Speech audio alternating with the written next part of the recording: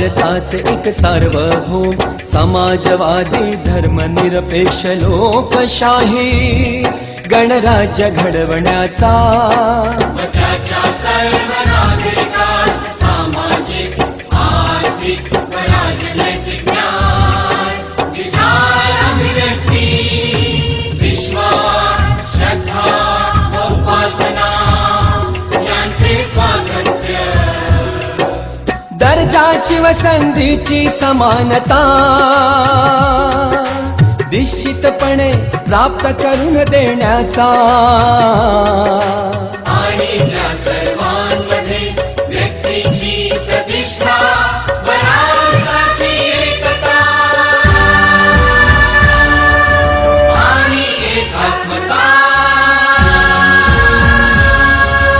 यांचे आश्वासन देणारी बंधुता प्रवर्धित करण्याचा संकल्पपूर्वक निर्धार करून